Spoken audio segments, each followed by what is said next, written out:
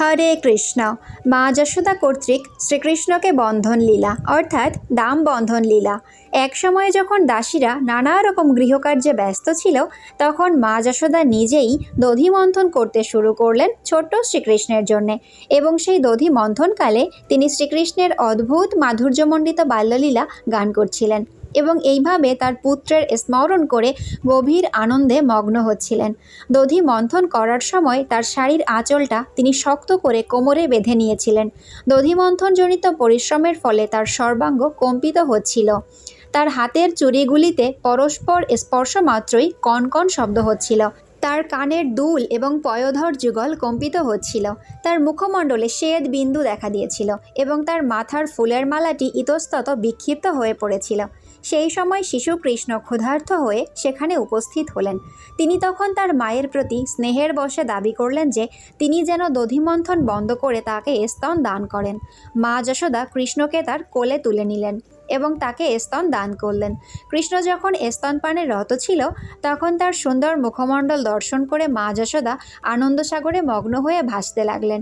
এমন সময় হঠাৎ আগুনে বসানো দুধ উতলে পড়তে লাগলো এবং সেই আগুন থেকে দুধ নামানোর জন্য মা যশোদা তাড়াতাড়ি কৃষ্ণকে কোল থেকে নামিয়ে দুধ নামাতে ছুটে গেলেন। এইভাবে তাকে ফেলে চলে যাওয়ার ফলে তার মায়ের উপর ভীষণ রাগ হলো। রাগে তার চোখ আর ঠোঁট লাল হয়ে উঠল। দাঁত দিয়ে ঠোঁট কামড়ে একটা পাথরের টুকরো নিয়ে তৎক্ষণাৎ ননির ভাণ্ডটি ভেঙে ফেললেন এবং অশ্রুপূর্ণ নয়নে গৃহের এক নির্জন কোণে বসে সেই ননি খেতে লাগলেন। ইতিমধ্যে দুধের পাত্রটি নামিয়ে রেখে মা যশোদা দধিমন্থন স্থানে ফিরে এলেন। তিনি ভগ্ন ননির পাত্র দেখলেন এবং শিশুপুত্রকে কোথাও খুঁজে না পেয়ে বুঝতে পারলেন এটি কৃষ্ণেরই কর্ম। তিনি স্মিত হাস্যে ভাবতে লাগলেন, ছেলেটা খুব চালাক, পাত্রটা ভেঙে শাস্তি পাওয়ার ভয়ে এখান থেকে পালিয়েছে। কিছুক্ষণ খোঁজার পর তিনি দেখতে পেলেন যে একটা উপুর করে রাখা উদুখলের উপর কৃষ্ণ বসে আছেন এবং শিকায় ঝোলানো ননির পাত্র থেকে ননি নিয়ে সেগুলি বাঁদরদের খাওয়াচ্ছেন। তিনি দেখলেন যে তার কাছ থেকে দুষ্কৃতকর্মের শাস্তি পাওয়ার ভয়ে কৃষ্ণ এদিকে ওদিকে তাকাচ্ছেন। তিনি নিঃশব্দে পিছন থেকে ধীরে ধীরে তার দিকে এগোতে লাগলেন, কিন্তু কৃষ্ণ তাকে দেখে ফেললেন এবং তৎক্ষণাৎ উদুখল থেকে লাফিয়ে পড়ে ভয়ে দৌড়ে পালালেন।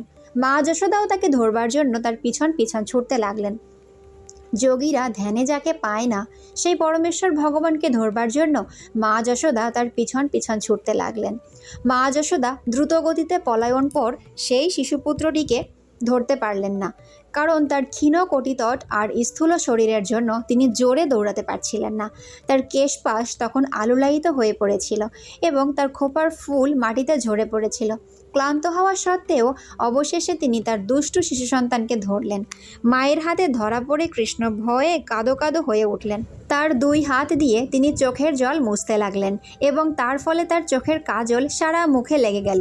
মাকে ছড়ি হাতে তার সামনে দাঁড়িয়ে থাকতে দেখে তিনি অত্যন্ত ভয় পেয়েছিলেন। মা যশোদা তখন ভাবলেন শিশুটি অনর্থক ভয় পাচ্ছে, তার শিশুটিকে এতটা ভয় দেখানো ঠিক হবে না, অথচ একটু দণ্ড না দিলেই নয়। তাই তিনি হাতের ছড়িটা ফেলে রেখে একটা দড়ি দিয়ে তাকে বেঁধে রাখার জন্য মনস্থ করলেন।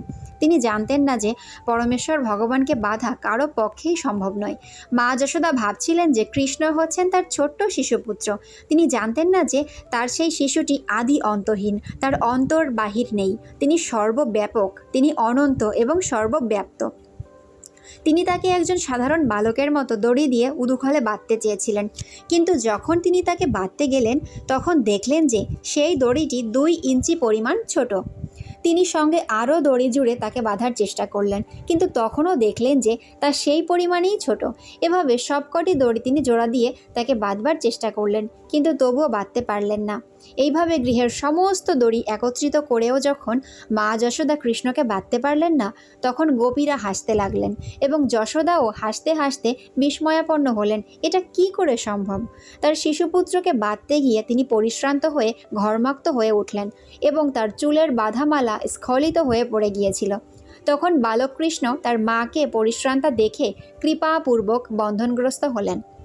মা যশোদাও গৃহে একজন সাধারণ শিশুর মতো কৃষ্ণ তার সঙ্গে লীলাবিলাস করছিলেন। কেউই পরমেশ্বর ভগবানকে নিয়ন্ত্রণ করতে পারে না।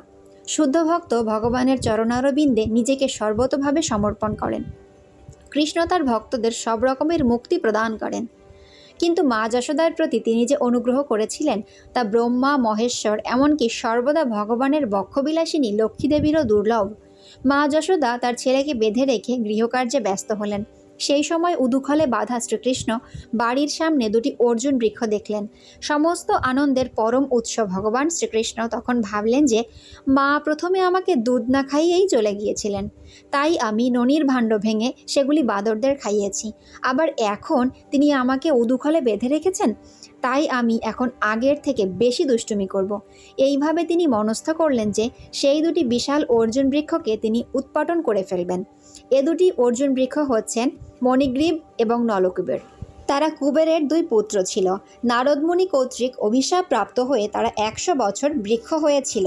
পরবর্তীতে পরমেশ্বর ভগবানের কৃপার প্রভাবে তারা পুনরায় উদ্ধার পেল। ছোট্ট কৃষ্ণ যখন অর্জুন বৃক্ষ দুটির মাঝখান দিয়ে এগোতে লাগলেন, তখন উদুখলটি আড়াআড়িভাবে গাছ দুটির সঙ্গে বেঁধে গেল। কৃষ্ণ তখন উদুখলে বাঁধা দড়িটাতে টান দিলেন এবং তৎক্ষণাৎ সেই গাছ দুটি সমূলে উৎপাটিত হয়ে প্রচণ্ড শব্দে ভূপতিত হলো। সেই দুটি গাছের মধ্য থেকে তৎক্ষণাৎ জ্বলন্ত অগ্নির মতো দীপ্তিমান দুজন পুরুষ বেরিয়ে এলেন। তাদের দেহ নির্গত রশ্মিচ্ছটায় চারদিক আলোকিত হয়ে উঠল। তখন তারা শিশুকৃষ্ণের কাছে এসে নত হয়ে তাদের সশ্রদ্ধ প্রণাম জানালেন এবং তারা স্তব করতে লাগলেন। বজ্রপাতের মতো প্রচণ্ড শব্দ করে অর্জুন বৃক্ষ দুটি যখন ভূপতিত হলো, তখন নন্দ মহারাজ সহ গোকুলের সমস্ত অধিবাসীরা তৎক্ষণাৎ সেখানে এসে উপস্থিত হলেন। এ দুটি বৃক্ষকে হঠাৎ পড়ে যেতে দেখে তারা অত্যন্ত আশ্চর্যান্বিত হলেন। বৃক্ষ দুটির পতনের কোনো কারণ খুঁজে না পেয়ে তারা চিন্তা করলেন এটা নিশ্চয়ই কোনো অসুরের কাজ হবে। কিন্তু সেখানে কিছু গোপবালক খেলা করছিল। তারা বলল, কৃষ্ণ যখন এই দুটি গাছের মাঝখান দিয়ে এসেছিল, তখন উদুখলটি গাছ দুটির মাঝখানে আড়াআড়িভাবে আটকে যায়। কৃষ্ণ তখন সেই দড়িটা টানতে থাকে এবং তার ফলে সেই গাছ দুটি সমূলে উৎপাটিত হয়। গাছ দুটি যখন পড়ে, তখন দুজন জ্যোতির্ময় পুরুষ সেই গাছ দুটি থেকে বের হয়ে আসে এবং তারা কৃষ্ণের সঙ্গে কথা বলে। অধিকাংশ গোপেরাই শিশুদের সেই কথায় বিশ্বাস করলেন না। তারা বিশ্বাসই করতে পারলেন না যে সেই রকম কিছু ঘটেছে। কেউ কেউ আবার তাতে বিশ্বাসও করলেন এবং নন্দ মহারাজকে বললেন, তোমার এই শিশুটি অন্য শিশুদের মতো নয়, তার অলৌকিক শক্তির প্রভাবে সেই রকম কিছু ঘটলেও ঘটতে পারে।